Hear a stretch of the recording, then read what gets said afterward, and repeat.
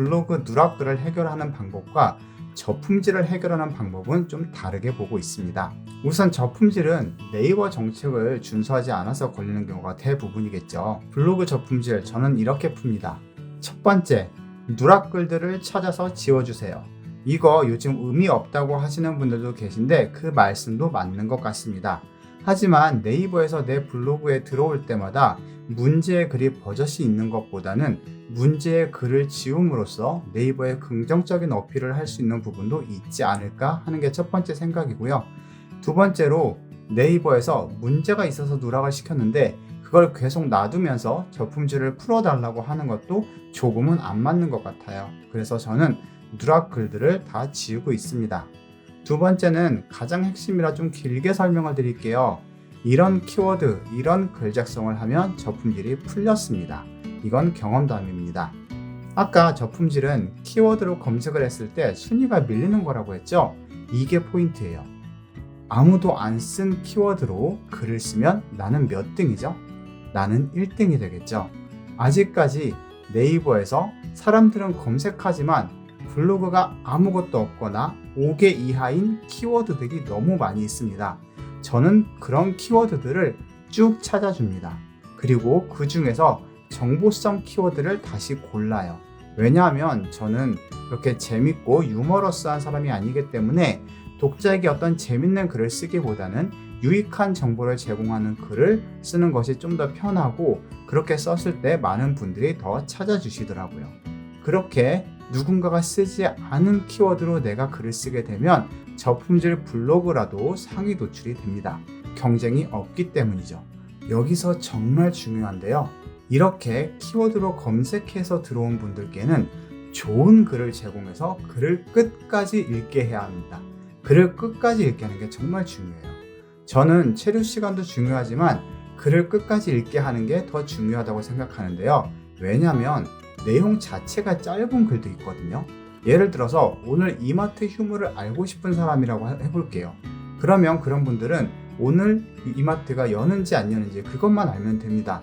만약에 그 내용에 충실했다면 뭐 더 이상 다른 미사여구를 붙일 필요가 없죠. 그래서 그런 글들은 저는 좋은 글이라고 생각합니다. 관리 대행 업체는 대부분 프로그래머 분들이 같이 계십니다.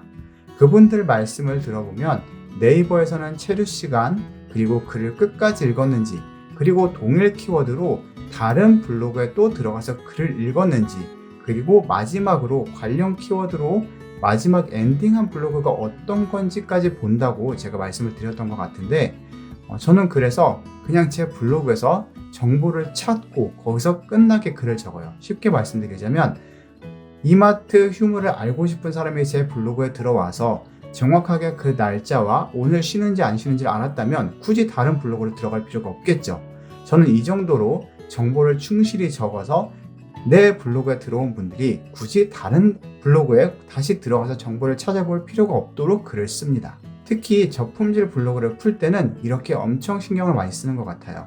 이렇게 저품질 블로그를 풀 때는 어떤 정보를 제공할 때 더 이상 그 정보에 대해서 궁금증이 1%도 남지 않도록 자세히 쓰는 것이 중요합니다. 그리고 이게 그 결과예요. 작년 3월부터 시작하셨고요. 대표님이 서브 블로그여서 1개월에 글 하나씩만 발행했습니다. 이게 제가 초기에 캡처해 놓은 부분이 지금 잊어버렸는데 블로그 지수 사이트에서 검색을 해보면 준체라고 나오거든요. 이거는 지수가 조금씩 계속 올라가고 있습니다. 자, 그리고 세 번째, 스크랩입니다. 이것도 도움이 되는 것 같아요. 스크랩만으로 저품질을 푸는 분들도 계시거든요. 편법이라고 하시는 분들도 계신 것 같은데 고객을 카페나 다른 블로그, 유튜브 등을 통해서 모아서 글을 끝까지 읽게 하고 그리고 그 글에 대해서 스크랩을 해간 다음에 댓글을 남기면 어떤 혜택을 주는 형식이에요. 이건 제가 실제로 해본 경험은 없고요. 이렇게 풀었다라고 하시는 분들을 대표님들을 몇 번 배웠습니다. 저는 이것도 논리적으로 가능하다고 생각이 되거든요. 네이버 알고리즘은 결국 독자, 즉 어떤 사람이 들어와서 어떤 글을 보고 그 사람이 어떤 결과를 했는지, 어떤 행동을 했는지를 평가를 하는데 누군가가 들어와서 글도 끝까지 읽었고 스크랩까지 하고 댓글을 남겼다면 네이버에서 봤을 때 어떤 내용인지는 모르겠지만 그 글이 그 사람한테는 도움이 되었는 글이었다라고 유추해 볼 수 있을 것 같습니다. 그래서 네이버에서 긍정적인 지수를 더 올려주는 거죠. 네 번째, 외부 유입 증가율입니다. 사업자분들께 제가 많이 세팅해 드리는 방법인데요. 한 달에 30명에서 50명을 목표로 파워링크를 합니다. 광고 비용은 월 30만원에서 50만원 정도로 세팅을 하고 있고요. 그렇게 들어오신 분들은 키워드, 즉 내가 원하는 명확한 목적이 있는 분들이기 때문에 그분들이 궁금한 점에 대해서 또는 그분들이 갖고 있는 문제점을 해결할 수 있는 방법에 대해서 정확하게 풀어서 설명을 드린다면 체류 시간도 올라가고 글에 대한 신뢰도도 올라가기 때문에 이렇게 저품질이 풀리는 경우가 있습니다. 실제 저는 지금도 이렇게 두 번째 방법과 첫 번째, 두 번째 방법, 그리고 네 번째 방법으로 저품질을 풀어드리는데 도움을 드리고 있습니다. 자, 그럼 이런 것들을 궁금해 하시는 분들도 계세요. 블로그 저품질 걸리면 그냥 버리고 새로 하는 게 더 유리하지 않나요? 이거는 선택사항인 것 같은데요. 예전에 쓴 글들이 아까운 경우가 있죠. 10년 이상 사업을 하면서 모인 글들을 보면 여긴 진짜 오랫동안 꾸준히 열심히 일을 하셨구나 하는 기록이기 때문에 신뢰성 면에서 유리한 부분이 많이 있습니다. 사람들은 맛집을 찾을 때도 어떤 전문가를 찾을 때도 경력을 많이 보시거든요. 내 블로그에 쌓인 글들은 그런 경력을 보여주는 지표가 되기 때문에 사업을 하는 분들이라면 저품질을 푸는 게 더 유리한 경우가 많다라고 저는 생각을 합니다. 하지만 막상 해보면 풀기는 쉽지 않아요. 저도 개인적으로 못 푼 적은 없지만 기간은 다 달랐습니다. 또한 저품질을 푼다고 지수가 막 좋아지는 것도 아니거든요. 그렇기 때문에 이건 활용도에 따라서 조금 다른 것 같습니다. 자, 그럼 저품질에 대해서 다시 한번 정리를 해볼까요?